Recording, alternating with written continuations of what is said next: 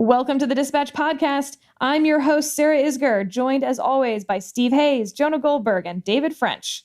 This podcast is brought to you by The Dispatch. Visit thedispatch.com to see our full slate of newsletters and podcasts, and make sure to subscribe to this podcast so you never miss an episode. Today, we're going to talk about the president's speech in the Rose Garden and his walk through Lafayette Park, why his approval numbers haven't moved even while a majority of Americans disapprove of his handling of recent events, Republican Congressman Steve King's primary loss last night, and what it says about the future of the Republican Party, and how social distancing measures appear to be taking a back seat to protests. Plus, the guys and I get into it a little bit on a question of journalism ethics, and some surprising answers when I ask them what dish they would pick if they could only eat one thing for dinner for the next 6 weeks.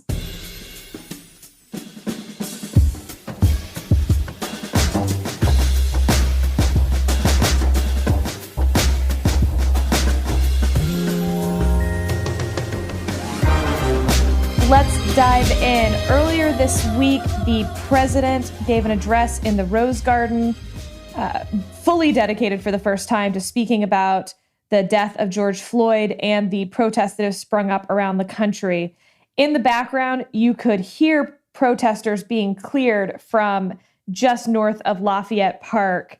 And the president from there and a group of cabinet members and his senior advisors walked through Lafayette Park to visit a church that had been damaged the night before. This has sparked numerous conversations around the country, around kitchen tables. Jonah, starting with you, I know you love it when I do that.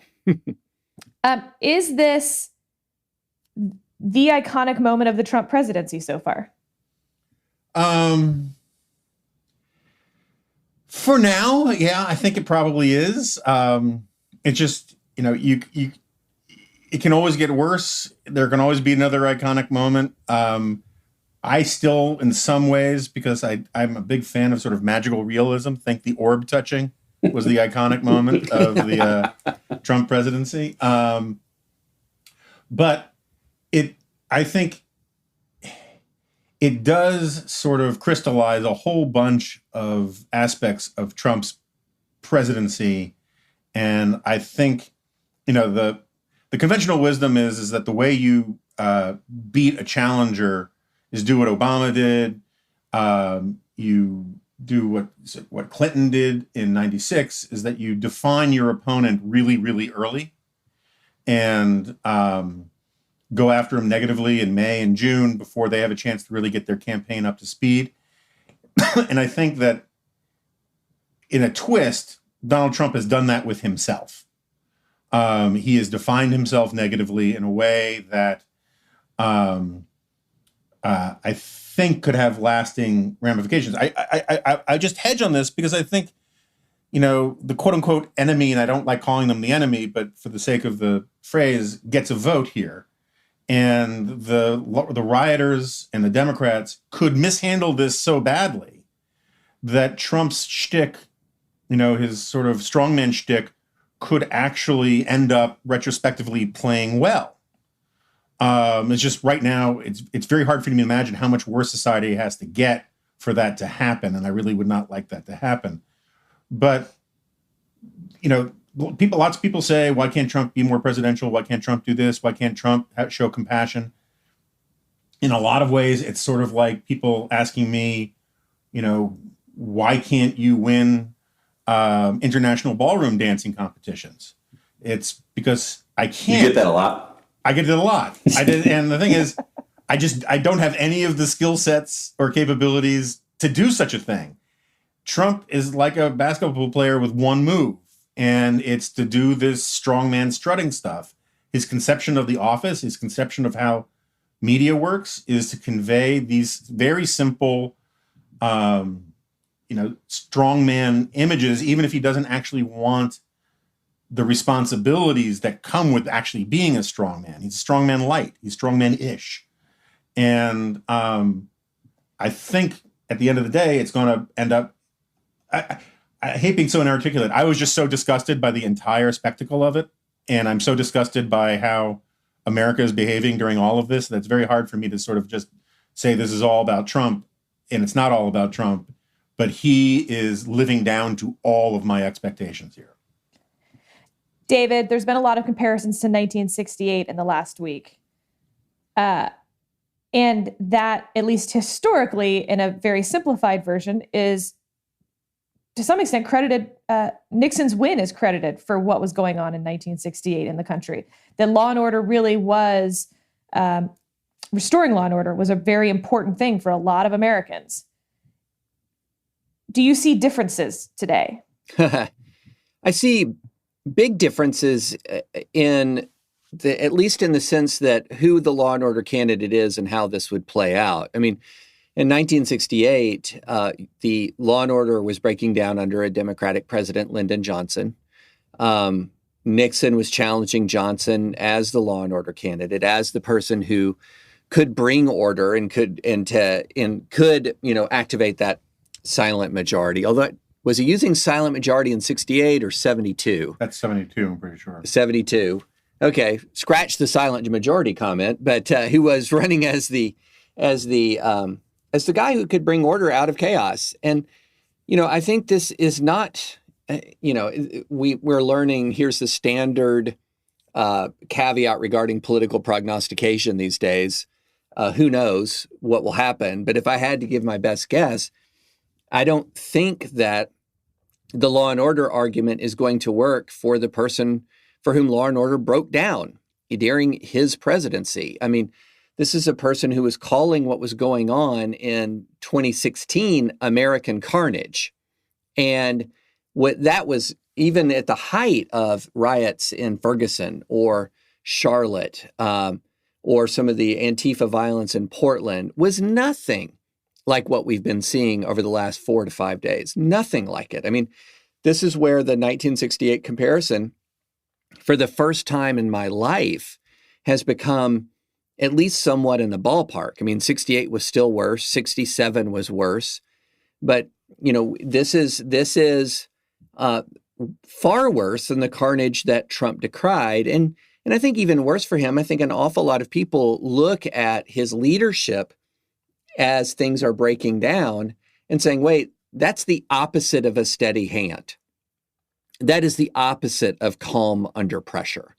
To go back to the photo op, I think the photo op moment reinforces a lot of that. Here was a extremely reactive decision in response by many accounts to the stories that had put him in the bunker the day or two before underneath the White House, where he wants to show some strength. The whole thing is botched. And all his defenders are left with is an argument over whether or not pepper balls are tear gas, and whether or not it's the fake news media is exaggerating what he did because pepper balls were used to help clear the path rather than tear gas bombs or tear gas canisters. And that's what we're left with now. And so I think that, it's still a long time before the election, but it's tough to run as the law and order candidate when law and order broke down under your watch. And it's easier to run even if you're a Democrat who's traditionally not going to be arguing for this sort of overwhelming force, to say, if I wasn't this guy, I'm not this guy. And if this guy wasn't here, tension would not be so high in the United States. So I just don't think it works in his favor. Steve, broad question to you on the reaction from inside to this event. Bill Barr, through a department official, does not appear to be a leak, has said that he was the one who ordered the clearing of Lafayette Park when he saw that it had not been cleared in time. Defense Secretary Esper initially said he did not know where he was going, and just now has had a press conference where he has sort of backtracked off that and said he did know that they were going to the church. He just didn't know what they were going to be doing there. You have Republican senators pretty split. You have some defending and some saying that it was inappropriate. Ben Sasse comes to mind as one of the ones who put out an inappropriate statement. Tim Scott did as well, though, which was meaningful to me at least. Does this, are we seeing a divide in how Republicans are going to be reacting to the president moving forward, or will this coalesce in the next 24 hours? And my question is silly. No, it's a good question, and I think actually Jonah made a very good point sort of early on in partial Rare though it happens. partial responses. I know I hate to acknowledge that. Look, there was a note in Political Playbook this morning about Steve Scalise and Tom Emmer, the head of the National Republican Congressional Committee, talking about what a great moment it was for Trump. I can say, having spoken to several people on Capitol Hill, that's not the consensus view of Republicans on Capitol Hill, including office holders. People are worried about it. They think it didn't play well. They're worried that it was. I mean, it was so bizarre. If you actually took the time to watch it, I've been covering politics for more than 2 decades, and I've seen a lot of weird things in that time. I've never seen a photo op that was as bizarre as this one. Nobody knew what was happening. The president takes this Bible and kind of thrusts it in the air, and everybody's looking around at each other. Nobody knows who's standing up with the president or if they should just leave him up there alone. And then he kind of beckons others to come over, including cabinet secretaries and Kayleigh McEnany. And I mean, the whole thing was incredibly bizarre. And I think for people who watched it, it suggested a White House that wants to project strength, certainly wanted to try to touch base with the evangelicals that are the part of the president's base, but ultimately looked like they didn't have any idea what they were doing. I mean, I think what they were trying to do, if I'm understanding it correctly, is try to frame the coming days with a promise, a strong sounding promise to restore order. And I think in that sense, Trump is defining this on his own terms. And if he's able to, if we see some semblance of order, if it looks, last night was a better night overall than the night before, even though there was still looting and rioting.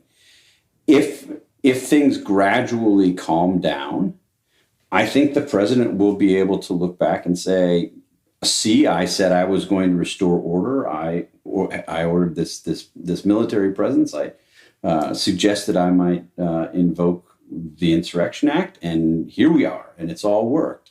And I think he'd be in a position to make a pretty good case on his behalf.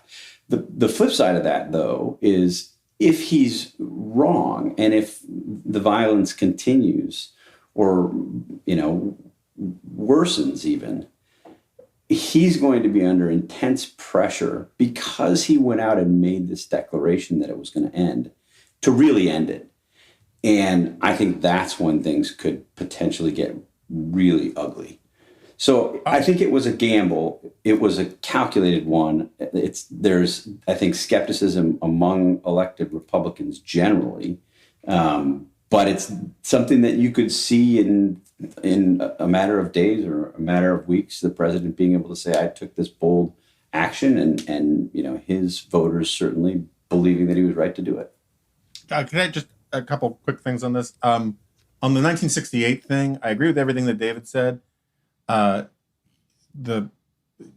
reason why law and order worked for Nixon in part was because it was an indictment of the incumbent. And so I think David's right about that. But there's so many other things that, this is one of the problems with these analogies. And I think it's particularly a problem for Trump because he has surrounded himself for a very long time in politics with basically Nixon retreads, starting, with Roger Stone, Roger Ailes, a lot of these people who cut their teeth in 68 and 72 with Nixon. And they've got this nostalgic BS-y understanding of how all of that worked. People forget 68 was a 3-way race. And George Wallace was the racist guy in the race. And Nixon's law and order appeal did not really have a overt racial overtone to it. Lots of left-wing historians like to retroactively, impose that on it.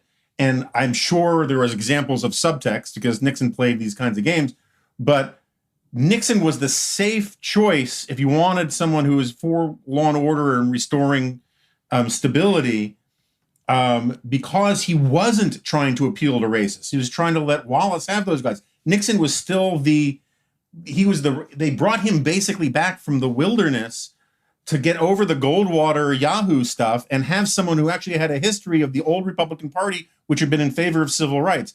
The equation these days, or right now, is that this is a very much a racially loaded thing. It's not the campus long hairs and hippies that Nixon was going after. It's about race. Trump doesn't have remotely the ability to talk about race that Nixon did, which is not exactly, extremely high bar. And his idea of law and order, it's like he is tweeting out promos for the reruns of Law and Order on TNT. All he does is say Law and Order, and he thinks that's like an argument. And I honestly don't think it works. I don't think the comparisons to 68 make a lot of sense on a whole bunch of sort of granular demographic ways. I mean, the country is a lot less white than it was back then. And the issues at play are much different. We've now lost more people to COVID than we had to the Vietnam War in its entirety, never mind up until 1968. But also in 1968, America was a lot more violent than what we've seen so far. We saw major assassinations in 68. MLK, Bobby Kennedy. We saw, lots of much worse urban rioting than what we have seen during all of this. And I don't think Trump has any sense, and the people around him have any sense of the granular nature of what's actually happening and how to pitch this appeal, which has to be done very carefully in a way that is actually going to bring over independents and moderates. I just don't see it working. David, as our suburban dad, I want to go over some polling with you. And listeners, as you'll know from my rants and TMD or my own pieces, never trust one poll. So I've got a couple here that I'm going to smash together. Lech Walesa was pretty trustworthy. Sorry. Jeez. I'm just dad joke interlude. I've been stuck with my daughter for weeks on end. I'm a dad joke guy. So he's been telling dad jokes all morning. I asked for a lighter topic and he texted me back the word helium. That's how my morning started. You've been punishing me ever since. I like it. So David, no question that more Americans in multiple polls, CBS, Reuters, Morning Consult, disapprove of Trump's handling of the event's protests versus approve. Roughly speaking, on the Reuters poll, 55% disapprove, CBS 49% disapprove, 40%, by the way, strongly disapprove, and it's in the mid to low 30s on the approval number. Also, right track, wrong track. 31% of voters say the country is headed in the right direction, the lowest since Morning Consult started in Trump's presidency. 69% say wrong track. Now, that being said, here's the issue when you dive in. Of Republicans, 65% say the country is in the right track. So almost the exact reverse. Mm-hmm. And when you actually look at the president's approval rating, it is largely unchanged, statistically at least unchanged. Despite COVID, despite urban unrest, a lot of pundits are saying, this is all going to come down to the suburbs, and the suburbs are deeply unhappy with the president. Biden's lead over the president nationally has not particularly changed either. It's maybe ticked up a little. Some of that might be noise right now. You're in the suburbs. Yeah. What do you see, and how does this sort of unhappiness with the specific, but no change in the general, sit with you? Yeah. What are people saying at your Pilates class? Now, this is a Heart of Red America suburb. I mean, there are Pilates classes. People just aren't proud of it. So, yeah, that's a really good question.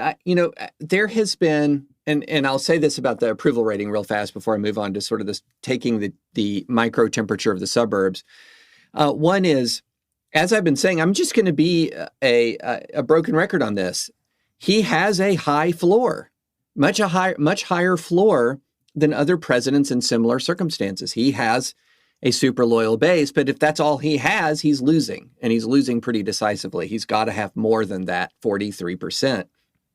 I have found it really interesting, and to be clear, my little subculture of suburban America is evangelical suburban America, and the anguish over the killing of George Floyd has been palpable. I was on a text thread with several conservative Christian friends last night from my church, and one of them was at the local rally last night in Franklin, Tennessee, and a multi-faith rally in our little suburb. And there has been real palpable anguish. Now, of course, there's also anguish at property, at the looting, at violence, at the physical destruction of people's businesses. There's real concern over that as well. But the level of what seems to me like genuine revulsion at what happened to George Floyd has surprised me. It really has surprised me. And combine that with this real background degree of embarrassment that you have over the president's actions. There's sort of this almost, certainly there are the MAGA types out there, no question about that. But this sort of view that we are doing this again, we're going into an election where I don't feel comfortable with either candidate, this sort of sense of real resignation and embarrassment is also there as well. And I have moved from a rural part of Tennessee into this suburban part. And that sense of anguish and embarrassment is much less pronounced in rural Tennessee, much less pronounced. And so, you've heard me, Sarah, describe the suburbs as sort of the Justice Roberts of this election. It's they're the swing voter institutionalists. You moved from a Justice Thomas district into a Chief Justice Roberts district. Exactly. That's a great way of putting it. I went from Thomas to Roberts in districts. And, to a great degree, suburban voters strike me as sort of like they're institutionalists, whether they might be conservative institutionalists or more progressive institutionalists, depending on your region. They want things to be calm and okay. They want things to be normal. And they're not revolutionary. They want things to be, they might want to push in the ship of state in one direction or push the ship of state in another direction, but they want it to be done in an orderly fashion. And what's happening right now is completely contrary to that culture, to that ethos. And I don't think that helps the president. I just don't think it helps, especially when he's not seen as a calming force. There was nothing about that photo op on Monday that was calming. It was deliberately provocative by clearing the protesters 30, 40 minutes before it occurred. It was a deliberate act of state intervention against in using pepper balls and smoke grenades against peaceful protesters to clear a path for a photo op where he waves a Bible in a purely demagogic fashion. That is not something that says, oh, he's got this. It does not say that at all. Steve, we haven't talked much about Joe Biden yet in our, 20 minutes in here. Interesting number to me was that Joe Biden, on how effective he has responded to what's been going on, has the exact same approval numbers, statistically speaking. 33% approve of Joe Biden's, quote, handling statements on what's going on. But here's the number that really stood out. Nearly half said they just haven't heard enough. Politically speaking, when you look at everything that's been going on for the last month, and I, for one, feel like aliens must be invading next month because this keeps escalating into crisis after crisis.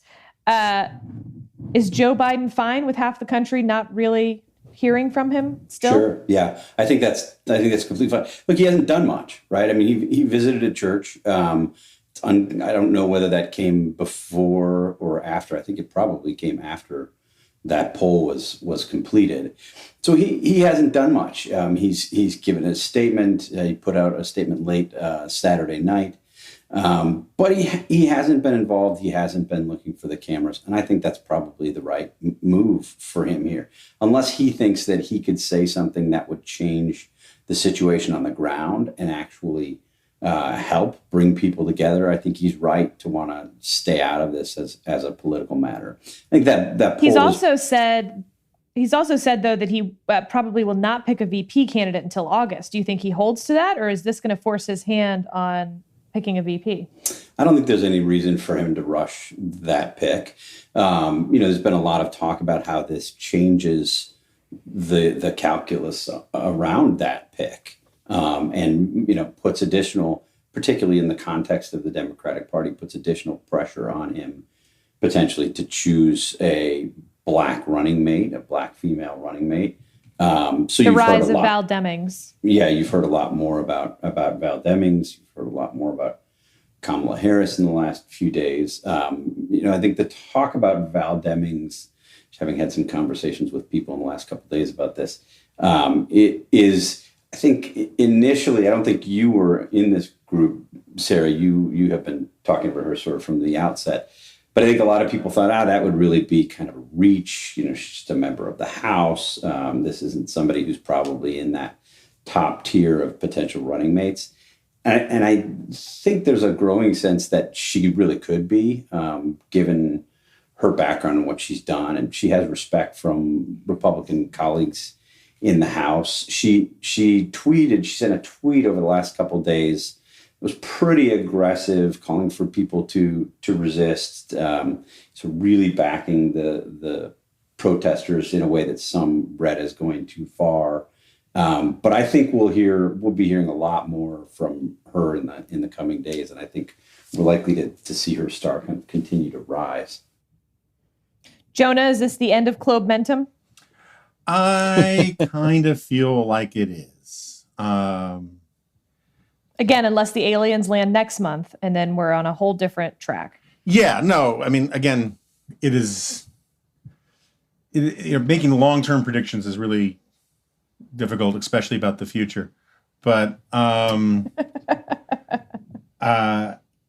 wrote this column. I stand by the reasoning. I wasn't planning on race riots and mass protests and urban unrest, which does kind of change one's equation about things. And so I do think if we were talking 2 weeks ago, it would have been a mistake to pick, a Stacey Abrams or even a Val Demings, or really an African-American woman as a running mate, just given the range of options. I'm not against having an African-American woman as a running mate, because it would have given Trump the ability to do a lot of demagogic, nasty stuff, play the reparations card and all that kind of stuff. But the equation just simply changed, and you can see the case for Val Demings much more strongly now. I think there's a much better case for her than say Stacey Abrams, because what you want to do is you want to check some boxes about how it's an African American. You want to it's got to be pleasing to the base, but you also want some reassurance to, the Justice Roberts burbs, and having the former chief of police of Orlando is a good way to sort of have your cake and eat it too, politically on that. It makes a lot of sense to me. All right, David, we have 2 members of Congress who are leaving as of January 2021. And one is Steve King, who lost his primary last night. And one is Will Hurd, who retired. Right. Two sides of the same political party, if you will. Steve King's district, by the way, just for those who are waking up to the news that Steve King lost his primary, it's a district that Donald Trump won by 27 points, so there's a good reason to believe that will stay in Republican hands. Less so for Will Hurd's district, which is actually one of the top-tier districts in the country. I'm interested in how, but all 3 of you really think of Steve King's primary loss, and for that matter, and I mentioned Will Hurd, not just because he happens to be retiring, but he also gave a very, I thought, important message when he marched with protesters in San Antonio as one of the only Black Republicans in Congress. Steve King had been controversial really since he started in Congress, and yet he loses only in 2020 in this primary, and probably because he was abandoned by the party more than any individual thing he said. He didn't have any money to run. He didn't really have much of a campaign to speak of. The comment that he made, by the way, that sparked all of this and lost him his committee assignment was, white nationalist, white supremacist, Western civilization. How did that language become offensive? But even back in 2016, he said the whole business, and he's speaking here of multiculturalism, the whole business does get a little tired. I would ask you to go back through history and figure out, where are these contributions that have been made by these other categories of people you are talking about? Where did any other subgroup of people contribute more to civilization? And that's not even, I mean, this goes all the way back. So there's sort of this, I think, line within the Republican Party this morning that, like, see, that, you know, we've cleaned our own house. He's out. This was a primary. I'm not sure that I'm fully buying into that narrative of Steve King losing, with Will Hurd also retiring. Well, I mean, look, we can unequivocally celebrate the demise of Steve King's political career. I mean, that is a classic example of addition by subtraction, in much the same way that Roy Moore's loss in 2017 was addition by subtraction. But David, let me give you another example. Ron Desjardins won his primary in 2016, I believe it was. You anticipated my next sentence. Oh, David, you and we're doing too many podcasts together. We're in mind meld. Podcast partners. Yeah. There is need for more addition by subtraction, including Scott Desjardins. Who is in my neighboring congressional district. He is, in fact, I was at one point, I lived, I think, 2 miles from his congressional district. I wanted to vote him out of office so badly. Part of me wanted to just move 2 miles to vote him out of office. But he's still in. And this is a guy who his legacy of personal scandal is he has a legacy of personal scandal that is one of the more grotesque records of any politician. I mean, as far as, the scandal of threats of violence, of plying patients with drugs, of being on tape urging people to get abortions, I could go into all of it, but it's extremely, extremely sordid. So, yeah, there are still unsavory people on the GOP side. I think, however, the main problem with the GOP right now isn't so much that it's got these, it's got people like Steve King sort of seated in the elected ranks. That's not the main problem of the GOP. The main problem of the GOP is it's orbiting Trump like Io orbits Jupiter, and that the gravitational pull of Trump is having the same effect on the GOP that the gravitational tidal forces of Jupiter have on on Io, which is it's turning it into a volcanic mess. And that's the main issue right now, not this person or that person who's got this checkered past or these awful views that are scattered in the delegation. It's the incredible gravitational pull of Trump and Trumpism. That's the issue. I mean, look, if a Democratic politician, I mean, we could say this 1,000 times. If a Democratic politician had done what Trump did on Monday, or if a Democratic politician had tweeted any number of things that Trump did, the GOP would be united. It would have voted unanimously to impeach a Democratic president who did exactly the same things that Trump did regarding the Ukraine. So that is the real issue. It's you want to take the Desjardins out and the Steve Kings out and keep the Will Hurds in and fend off the Roy Moores. You absolutely want to do that, but that's not the core of the GOP problem. Steve, why does Steve King lose his primary, when Scott Desjardins doesn't, and the Republican Party loses through, not running again, someone like Will Hurd? Well, look, I think draw a through line for me here of how this is consistent. I mean, I'm not sure there is a through line, and that's part of the problem. I think I agree with David on that. I mean, if you look at, give credit where it's due. I mean, some Republicans finally sort of spoke out about Steve King increasingly over the past 5 years. I mean, some of the things that he said, there was back at the Weekly Standard, we reported on comments that he made comparing immigrants to dirt the day before the election. And those drew condemnation from his colleagues. People spoke out more forcefully about the kind of crazy things that Steve King was saying. Liz Cheney at one point called him racist. Well, you don't hear that very often. So I think in one sense, there's been progress that those denunciations were stronger and quicker. Even if some of the leaders were late to coming to them. But then they also took the step of stripping him of his committee assignments. And if you look at how Randy Feenstra won, that's the candidate who defeated him in the primary, his focus was not so much on Steve King's incendiary language and the fact that he's an embarrassment to humanity, but he ran against him as an ineffective congressman. Said basically, this guy doesn't pass any bills. He's not on any committees. He can't actually do anything for Iowa's 4th district. Why would you want him in Congress? So it was a practical case, and I think probably the smart case to make if your goal is to win the primary, which his goal and the goal of his advisors no doubt was. There is a bigger problem here, though, and my concern is not only what happens with the kind of Steve Kings of the Republican Party. Is this the beginning of a broader trend?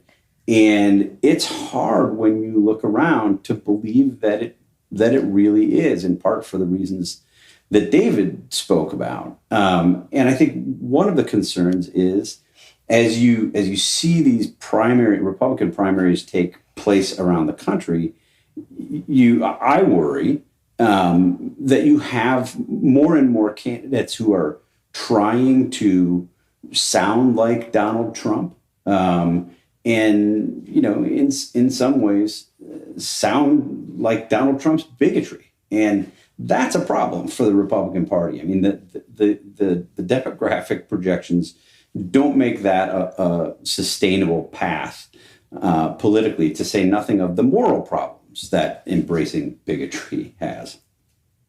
Jonah, George Will took this on earlier in the week before this primary, and he basically says throw all the bums out, including all the congressional bums. He says it with lots of big words, and says that that the Republican Party chose to stock Congress with invertebrates whose unswerving abjectness has enabled Trump's institutional vandalism, who have voiced no serious objections to his Niagara of lies and whom T.S. Eliot anticipated. We are the hollow men, our dried voices when we whisper together are quiet and meaningless as wind in dry glass or rats' feet over broken glass. Well, first of all, as someone who once worked for William F. Buckley, I cannot stand opposed to polysyllabic sesquipedalianism. But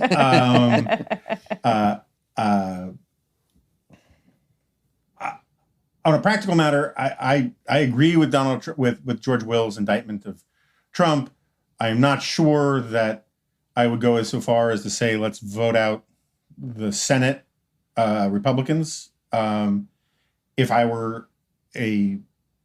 if I were an anti-Trump, even if my anti-Trumpness and my voting were the most important things in my analysis, I am not sure that that's the best idea. But I certainly agree with the thrust of what he's saying, and I certainly agree that there's a terrible indictment of there have not been a lot of profiles of courage among the Republican leadership over the last few years. I want to take a step back, though. When you asked about the Hurd and the King thing, my initial response was going to be, so One left the party in disgust, and one was kicked out of the party because he was disgusting. And and there's some truth to that, but there's also part of the problem is that the GOP coalition was already changing dramatically, which is another reason why 68 doesn't work, because the coalitions are different than they were. But the beating heart of the FDR coalition, the white working class, non-college educated, Joe Sixpack crowd had been moving Republican for a long time, and Nixon was part of that. The Republicans have struggled to hold on to the suburbs, particularly suburban college-educated women, for a while now. And going into 2016, Ted Cruz had this theory of the electorate, which is sort of like the white Republican conservative, the white right-wing version of the Obama theory of expanding the base, expanding the electorate. There were these 10 million hidden voters and all of the rest. Turned out that Trump took that theory and ran with it and brought out all of these new voters who aren't all bad people. They're not all deplorables and all of the rest, but they are more populist. They are more receptive to stuff that the old Republican Party of Reagan and Bush would just never tolerate. And the theory is, I think a lot of people have, is that, man, well, Trump is chasing away these suburban voters, particularly these suburban college-educated women anyway, and he managed to win by pulling in these new voters. This really is the new GOP now. I don't know how to talk to these people. Trump does. So I'm going to talk like Trump on the assumption that it works. And when you talk to a lot of Republican politicians who go to these rallies and they just see these new crowds of people that they've never seen before at Republican rallies, the normal Republican crowd, they go to, fish fries in Wisconsin, or to the Shriners and the Knights of Columbus meetings. They've known these people all of their lives, and they know how to talk to them. And then all of a sudden, a whole new crowd shows up that loves Trump, that doesn't care that he sounds racist, doesn't care that if he is racist, and they think, so I got to talk to, these are my new constituents now. And even if they don't believe it, they don't know how to talk to these people other than the language of Trump is awesome. And I think that's a huge part of the problem. I don't think the entire GOP leadership has gone populist, nativist, racist, or any of these kinds of things, but they're scared that their voters have, and they are slaves to their voters. And the last one I make is that Trump, in 2016, I have it on very good authority from people who talk to him about this stuff. It's not that Trump is, he is not a Klansman, right? He didn't spend his days cutting eye holes in the pillowcases of Mar-a-Lago. He may be insensitive. He may be sort of a bridge and tunnel, racially insensitive guy, the way he talks about the blacks and all that kind of stuff. But he wasn't a real Klansman. He thought a big chunk of the GOP was. And that's why he didn't want to disavow David Duke's endorsement, because he thought it would cost him a huge number of votes. That's why one of my favorite scenes of all of Trump anecdotes is at the 2016 convention, where Trump passionately condemns the wanton slaughter of a bunch of people at a gay disco in Orlando, and by a jihadi terrorist. And the audience applauds and cheers. And he's like, legit, go watch the video. He's like noticeably shocked. And he's like, I got it. And he leaves script and he says, I just got to say, I'm particularly proud of you for applauding that here today, or some words to that effect. He was shocked that the GOP rank and file were actually opposed to jihadi terrorists murdering a bunch of gay Americans. And he thought he was taking this brave sort of woke position or something like that. He didn't know his own coalition, but he's changing he's making the coalition into his image. And the rest of the GOP is still grappling to figure out how to deal with it.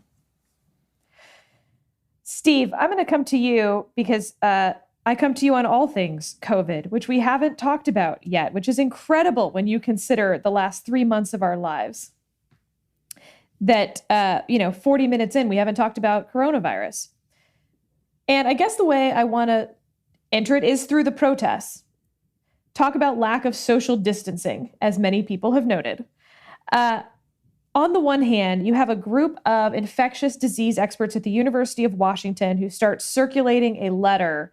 And remember, Washington, of course, is where, the biggest first hotspot was. And their letter says that basically the risks of congregating during a global pandemic shouldn't keep people from protesting racism. Here's a couple quotes. White supremacy is a lethal public health issue that predates and contributes to COVID-19. Racism is a social determinant of health. It affects the physical and mental health of Blacks in the U.S. I would weigh these crises separately. And to paraphrase, local governments should not break up crowded demonstrations under the guise of maintaining public health, they said in their letter. On the other hand, I also want you to address what happens when there's not a real uptick in positive coronavirus cases 2 weeks from now, despite thousands and thousands of people across the country in every climate and every part of states with open and unopened and different infection rates. What happens if we don't see an uptick? Yeah, either way, it's not good for our country's faith in experts. I mean, I think it was a pretty extraordinary letter and a pretty extraordinary thing to say after having told Americans for 3 months that they couldn't have contact with anybody out of their bubble, that they couldn't even sit and hold the hand of a dying loved one, that they couldn't keep their businesses open, businesses that in some cases people had worked their entire lives to build, watch them go bankrupt in the interest of public health and in the interest of stopping the spread of this disease. And then suddenly, seemingly overnight, because it's a cause that they favor, they decide it's okay. I find this absolutely extraordinary and totally infuriating. And it's not just those experts from University of Washington. It's other people, including politicians. At one of his coronavirus briefings, Governor Cuomo said that he supported the protests. These are people who are doing precisely the opposite of what he had said for weeks could not be done. And he said he supported them. Governor Murphy in neighboring New Jersey said these words: "It's one thing to protest what day nail salons are opening, and it's another to come out and peaceful protest about somebody who was murdered right before our eyes." Now, look, I'm incredibly sympathetic to the cause of the protesters. And obviously you look at what happened with George Floyd, and there is near universal horror. I think it's good that we're having a bigger discussion about it, separating out the rioting and looting. I think the protesters here have a righteous cause. But you can't say what he just said. That's absolutely appalling. For the people who own those day nail salons, that matters as much or more probably in many cases to them than an abstract protest about police violence. And I think you are going to see such a major backlash on this if you continue to have the very same people who said for months, I think with some justification, look, we got to do everything we can to stop the spread of this pandemic, suddenly say, yeah, maybe it wasn't as bad as we thought. We're sort of ready to open up. And this is a cause that justifies people getting together and taking those risks. We're at a bad moment on this stuff. And it'll come back to bite these folks. David, I think this has some legal implications too. On the one hand, You have public health experts saying that you can get together to protest. And you have those same public health experts, let's use your pet cause here, saying you cannot congregate in a church. You're pre-channeling me again, Sarah. This is what I do now. I speak David Frenchism. Yeah, one of the first things I would do if I was still in the daily practice of religious liberty law is I would be filing motions in cases where Democratic governors, Republican governors, Democratic mayors, I would say Republican mayors, but they don't exist, that in cities of any size anyway, I would be saying, no, okay, all of your arguments about you're prohibiting mass gatherings on a neutral basis are now over. You're permitting mass gathering. The evidence right now on the record would be that you have a written policy that is apparently viewpoint neutral, but you have an actual policy that is not. And the actual policy says if you are protesting in a cause that I support, then you can gather. And you can gather in basically infinity numbers with zero social distancing. And that's now your de facto policy. And I would like my chances, honestly, in court. I would like my chances. There's also a selective enforcement argument. They're saying they have limited resources to arrest all the protesters, fine. But then if you do take any adverse action against someone at a church, selective enforcement is nearly impossible legally to ever win. This may be your chance. Right, exactly. And so, especially if you're one of these churches who are seeking to open with social distancing. And I'm not even, there's a class and category of churches on the fringe who are saying, we're going to open and we're not going to do so. We want to open without any social distancing. But the vast bulk who want to open want to do it with masks, for example, my church is opening under our Tennessee guidelines, and we're going beyond that. And we have a reservation time for families so as to not overcrowd the church. We are being asked, though not required, to wear masks. We're going to we have one entrance, one exit. We have all of these measures to protect the congregation. And I think it's all prudent and it's fantastic.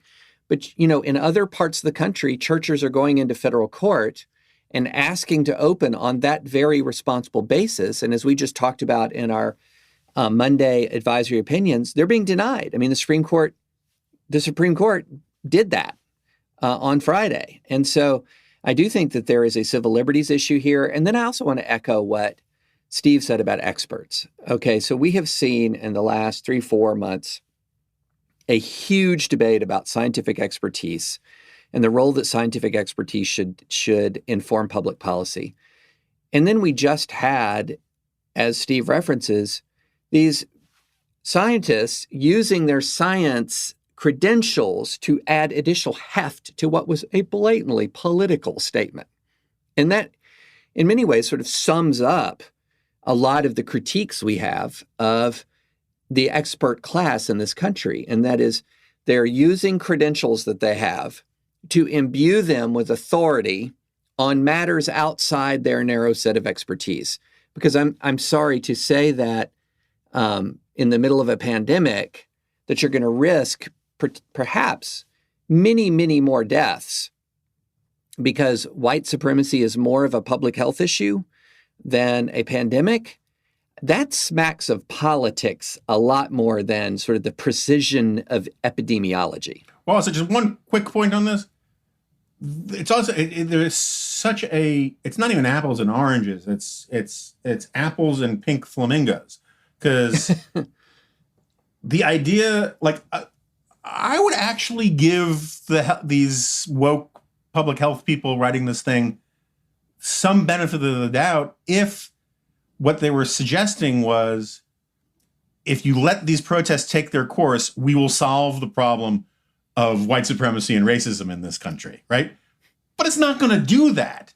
So what they're basically just saying is you should allow performative stuff, even though it's not actually going to fix anything in the long term. And it's like with the pandemic thing, there's actually a measurable metric for what success looks like. Letting more people burn up Korean grocery stores for another week or clog streets in protests spreading the pandemic, there is no metric for how that reduces racism and police brutality in this country. All right, I want to do a quick journalism topic for each of you, a hot take, if you will. I'm actually very curious in what each of you will say, and then we'll do our lighter topic at the end. So here's the quick question. And Steve, I'm coming to you first. you handled these issues for us at the Dispatch. Initially, almost universally, reporters in the Lafayette Park movement of protesters said that the park police used tear gas. I think now we all probably agree that the park police used smoke canisters and pepper balls. Pepper balls are an irritant, and smoke canisters are, create smoke, but it is not tear gas per se. Tear gas is a different thing. On the one hand, you have then reporters having to decide, editors, I guess, having to decide whether to issue corrections on that. On the other hand, you have some right-wing media saying, look, fake news, they got this whole thing wrong. And then you have, I think, a lot of reporters on Twitter sort of mocking that it was incorrect and saying that, well, pepper balls plus smoke canisters equals tear gas in effect. And therefore, it's, eye roll silliness to say that there's any distinction. I'm curious. You've been in this business for a long time.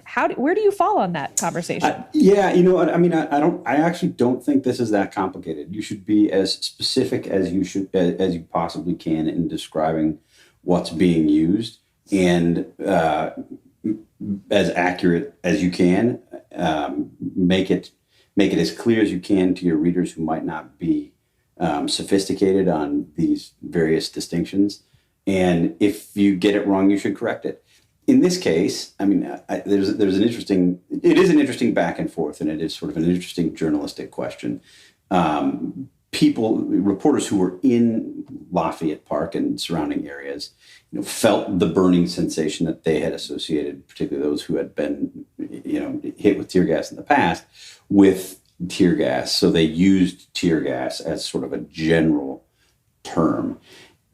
There's an interesting Washington Post story out this morning about this, pushing back on the Trump campaign's demands that journalists correct or retract their claims that tear gas was used. And the Washington Post piece reports that the CDC includes the pepper spray that was used in Lafayette Park as a form of tear gas. So tear gas is sort of the bigger picture. I wish I remembered my biology better and I could do it that way. But tear gas is the rectangle to pepper balls square. Sure, yeah, that works. I mean, that's just so I'm clear, that's not biology. I don't know. It is not where you went to school, but did they teach you that at Harvard? Actually, in the law school, they probably did. Frankly, they were like, biology. It's all the things. It's all about right angles. I was thinking of species, genus, things that I still get confused. Yeah, but okay. Tear gas is the sort of bigger category, and then the more specific claim was this particular kind of pepper spray. So I don't think, given what the CDC has said, that you have media companies that would have to run corrections or retractions on it. If the CDC and others, this has also been mentioned in medical journals, classify this pepper spray as a kind of tear gas, I think they're fine. And I think just from a strategic point of view, I think what the Trump administration is doing is trying to discredit the media. They're trying to do this at every single step so that people don't believe the reporting that comes from the media. The media have, I think, in too many cases, many journalists have made the Trump campaign's job easier than they should have. I don't think this is one of those cases. David, Jonah, anyone disagree? I have one gripe about it. I really don't. So part of my complaint with the people who are making this their hill to die on is, much like the Trump campaign, is they want to make it seem like the real controversy here is that the media described pepper spray and smoke canisters as tear gas when, we are so experts in the means of aggressive crowd control, we know it wasn't tear gas. The thing is, just think for a moment if all the initial reports got it right and said the president, in order to stage a photo op at a church, tried to dispel a peacefully protesting crowd with pepper spray and smoke canisters so he could hold up a Bible and a photo op. That's the issue. That's the bad thing. And they would find something else. They didn't use smoke canister. They were smoke, jars or whatever. Who gives a rat's ass? This is like rings in a frickin' 1,000-year-old tree. Every single time we have one of these things, the effort by certain people who don't want to actually defend what Trump is doing, but want to lend aid and comfort to his defenders, they do this anti-Trump nonsense where they make it sound as if this choice in this election is between voting for President Donald J. Trump or President New York Times, as if they are actually running against each other. And I'm with Steve entirely. If you got some facts wrong, correct the record. It's not a big deal. But the underlying issue of what the administration did, lying and misleading or duping even a member of its own administration to go on this walk so they could create some frickin' video at the Republican convention of Donald Trump's heroic victory in the Battle of Lafayette Square, and talking about battle space on the American homeland with the Secretary of Defense, and using pepper spray, but not tear gas, because that would cross the line. That's the issue. And they want to make the one issue that they don't want to talk about is the actual issue. And that's why I find so many of these debates so frustrating. Can I take your rant and raise a rant? Sure. This is the ultimate example of how on certain segments of right-wing media, every story has to be a media story. Every story. Ultimately, everything is going to be about what did the media get wrong. And this is taking it to the most absurd lengths. Because to be very clear, what the media messed up is that by referring to tear gas can only mean CS gas, and it cannot mean CN gas, which the CDC disagrees with. I mean, that's how much we're picking this apart. And what's remarkable about it is the idea that it would be unfair, that it's somehow fake news for a person who is suffering the effects of the CN gas to then immediately go, you know what, I need to check and see if that was CN or CS as to what is making me cry and putting that burning feeling on my skin and making mucus come out of every orifice. Is that CN or CS? Because I don't want to be fake news. I mean, that's absurd. That's absurd. They were suffering from the effects of a riot control agent. A riot control agent is colloquially referred to as tear gas. There are forms of tear gas, CN, CS, others. It's entirely fair to describe that as tear gas. Now, where would it make a difference? Sometimes, if you have not ever been exposed to tear gas, I could see that with smoke rolling over you, and you've got some choking and burning sensations that you might mistakenly think of that as tear gas. But if you've ever been tear gassed, you will never, ever mistake smoke with a riot control agent. You just will not, because it's a completely distinct thing. But there has to be a way to make to transform a negative story about Trump into a negative story about the media. And this was the way, and it's an extraordinarily absurd way to do it.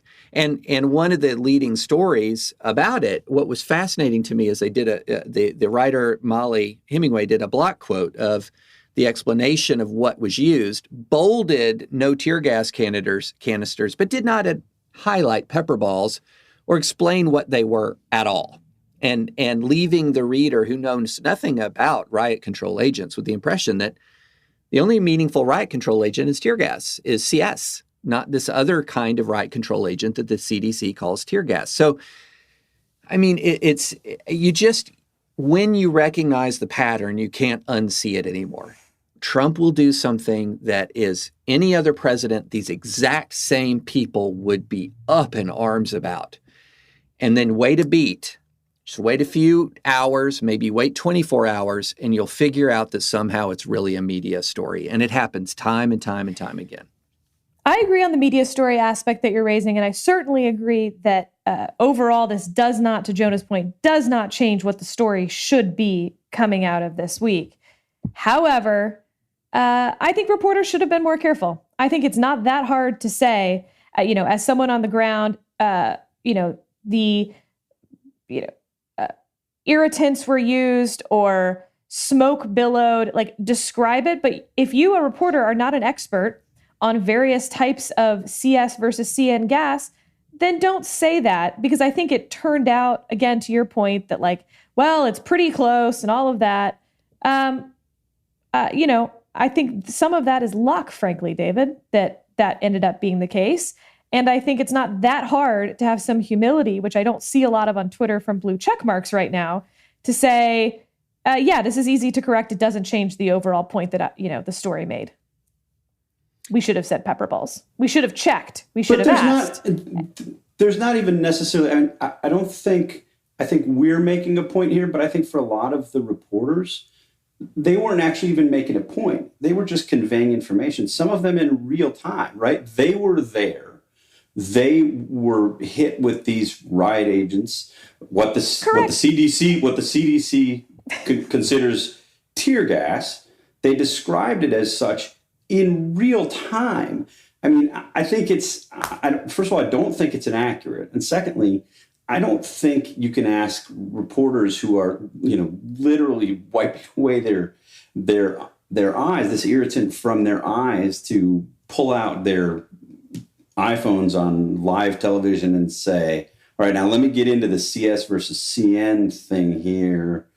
Yeah, but they could have just described it. They could have described it as pepper spray. They could have said, I think they could have described, there is an agent being used that is making my eyes burn and smoke. And a bunch of people would have said, that's tear gas, you dummy. But it's not up to the reporters to classify what it is. And I think, for instance, I was watching this live and I was very confused as a watcher, because if you've used tear gas, people walking through it, like the president and the cabinet members, should have also been affected, and they weren't coughing. And I was very confused why everyone on Twitter was agreeing it was tear gas. It turns out there was a really easy explanation to my question, but no reporters were asking that question. No, I think you make a good point. And I think it would have been better if they said they were using, I didn't know what pepper balls were. I looked it up, and it turns out it's a way of using pepper spray.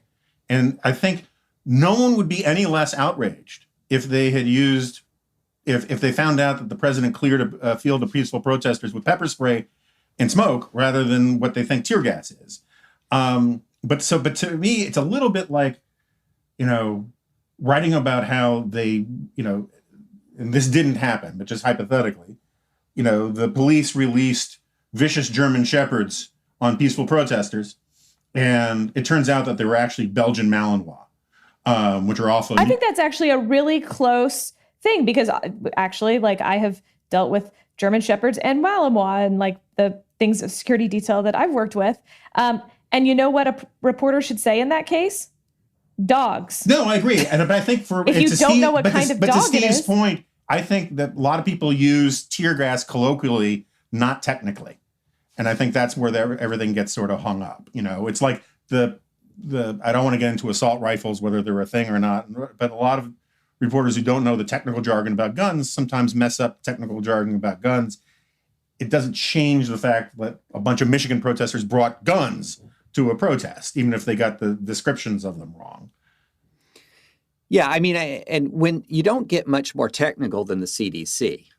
Yeah. But they didn't know that at the time, David. I hear both you and Steve that the rectangle square point, genus phylum point, but that came out later, thankfully for the reporters in question. They could have described what was going on. Right. I think it would be similar, as Jonah was saying, to a reporter saying, we're receiving AK-47 fire when it's really M4 fire. Okay. But they're all semi-automatic. They're semi-automatic rifles. And should you have said semi-automatic rifles? But what is the umbrella term? I guess is the better umbrella term. We're receiving riot control agents. We're under the influence of riot control agents. I I don't know. I mean, this is splitting it pretty finely. I do think that, when you have the after action report, these longer things other than the real time, that real time in the moment, I'm being tear gassed right now. And then 24 hours later, you have the 6,000 word New York Times explanation. Yeah. And to be clear, I'm not mad about tweets that said tear gas or anything like that. I'm mad is even the wrong word. I'm annoyed with today's eye rolling that they even should have to think about changing the term from tear gas to what it was, and how silly the whole conversation is, when I don't think it's that silly to, now that use the correct term. Yeah, but there's bad faith on the other side, again, because the whole reason why they're talking about it wasn't tear gas is to make it sound like, but for the accusation of tear gas, what Donald Trump did was absolutely fine, and what Donald Trump did was disgusting. Totally agree. And let me make one quick point, and then Sarah, you have the last word. No, you get the last word. No, you do. No. What they're doing is what you recommended that they do. You said, well, they should use dogs instead of German shepherds or whatever the other thing was that Jonah said. That's what they did. They used tear gas instead of the more specific term. So if you want them to use dogs, in the broader description, I think it's actually better. If you don't know, they probably didn't know exactly what it was, but understood that it was under some broad understanding it was tear gas. So that's what they used. That's why I don't think you can say it's inaccurate, particularly with the CDC backing on it. Interesting, because I don't think they knew they were using the term dog. I think they thought they were using the term German shepherd. It may turn out that they were using the term dog, but that has been sort of a 24 hours later, we found the CDC page. No reporter at the time knew that the CDC classified them the same. And now I will ask you each. we ran a little long on that topic. Sorry, listeners, but I thought it was kind of fun. I mean, it's fun when we all yell at each other, right? Okay, ending question. I'm going to take a version of something Jonah asked here. We're still all stuck inside. We're still all at our respective homes. If you could only eat one dish for the next 6 weeks, every night, same dish. You don't have to eat it for every meal, just dinner. One dish. You don't, and this does not have to be you cooking it. I'm giving you infinite dollars to purchase said dish and have it, delivered with social distancing to your door. What is that dish? Starting with you, David. Now, when we discussed this in the green room, it was category of food. That's right. I changed it. Oh, well. Yeah. I didn't like your answer on the tear gas. Yeah. When I don't like your answers, I change the question. You actually made it easier for me. Okay. All right. So in the South, we like our casseroles, right? And so there is a particular casserole dish that my mom made when I was growing up that my wife has refined and improved with the addition of a little bit more onion. And that is a casserole dish called chicken tetrazzini.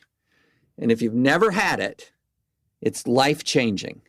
And it's the best combination of it's Southern comfort casserole food at the apex of the genre.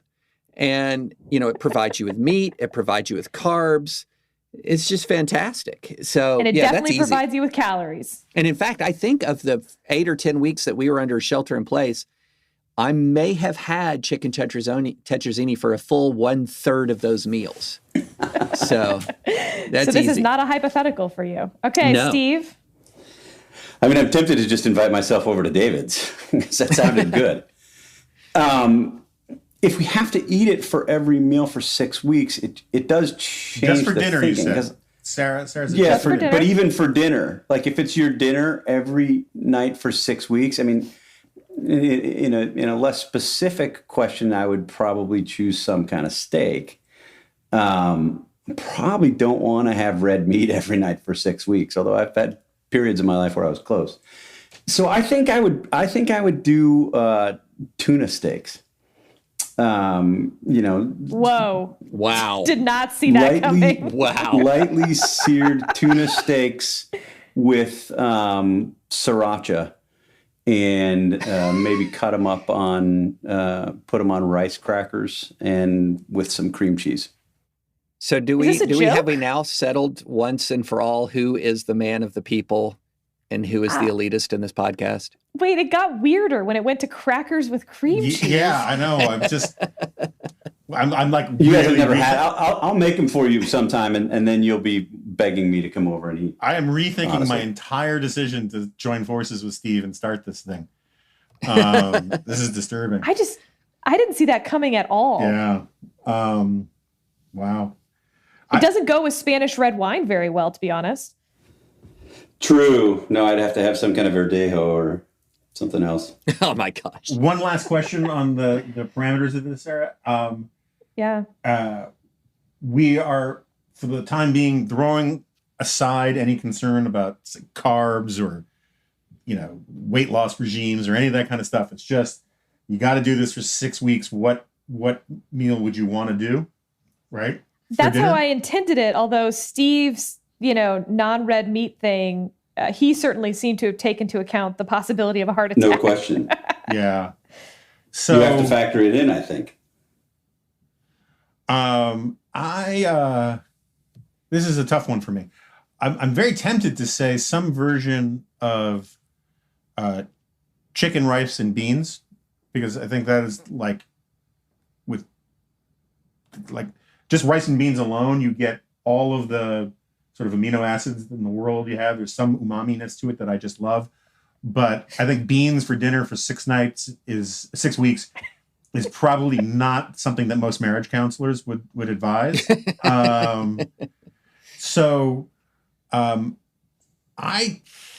think it's nice to say that you're going to have some restaurant deliver it and all that kind of stuff, but that just tempts you to get something really grandiose that you would get tired of pretty quickly. Lobster thermidor on day 5 is like, so I'm thinking, I'm of the school that says that the chicken thigh is the best part of the chicken, maybe the most underrated cut of meat in America, other than hanger steak. And we do a really good arugula salad with different kinds of different kind of proteins, but I would say with chicken thighs, maybe some various grains, some feta or queso fresco cheese in there. This is the guy who just made fun of me. And I agree. I could eat that. Well, it's different than asking. I had the cuisine question.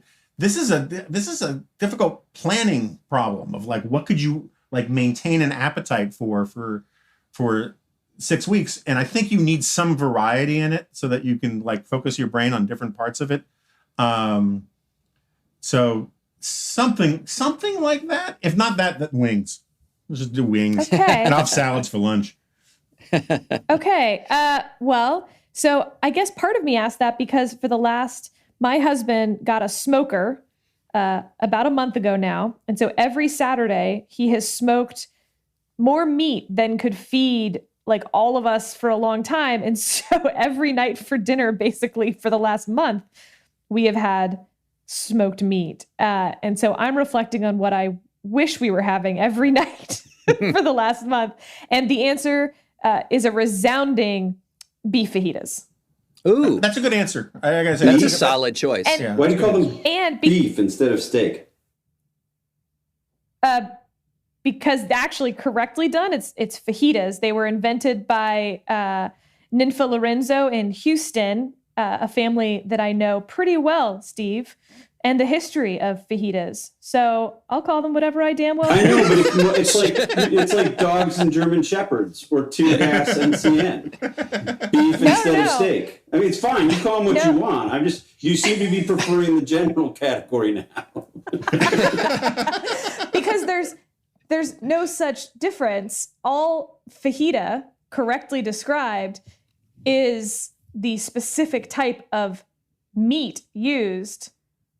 So therefore, whether you describe it as meat or the specific steak, it's really just fajita. I mean, really, you should criticize me for putting anything before the word fajita. I just wanted to be clear that chicken fajita is not a thing. mushroom fajita is not a thing. But vodka I think martini Jonah's, is not a thing, just on the same principle. Yeah. Same principle. And to Jonah's point, I think that I've really won this because my fajitas involve all sorts of different pieces that you can, to Jonah's point, concentrate on. Yeah. You've got your rice, your beans, your great tortillas, your meat, some queso or cheese, depending on what way you're going. Pico. I like a little pickle jalapeno with mine, some hot sauce. Are you a corn Guacamole? tortilla or a flour tortilla gal? Interesting question. So I make my own corn tortillas and they're delightful. If I'm at the right place, which is Lupe Tortilla in Texas or Ninfa's, then I'll usually go flour because their flour tortillas are incredible. But correctly done, you go corn. Yeah. I'm just not. It's very rare. I have had a corn tortilla that hasn't detracted from the experience, I have to say. But maybe I'm just having the. You wrong have to have them. Yeah, if you're having store-bought corn tortillas, those aren't even. I don't know what they are. I don't know what they're doing to them. Like that's come over. We'll social distance on the deck, and I'll make you some real corn tortillas. And by the way, due to the smoked meat situation, we've now renamed this appendage that I have, the little brisket. So the little brisket has 9 more days to cook. Cook, little brisket, cook away. And thank you, listeners, for joining us on what we sort of, we took some detours there towards the end. This has been a longer podcast. We thank you for making it this far, and we will see you next week. Or if you are a member of the Dispatch, we'll see you tomorrow night for Dispatch Live, where we do this with video and alcohol. What could go wrong? Bye.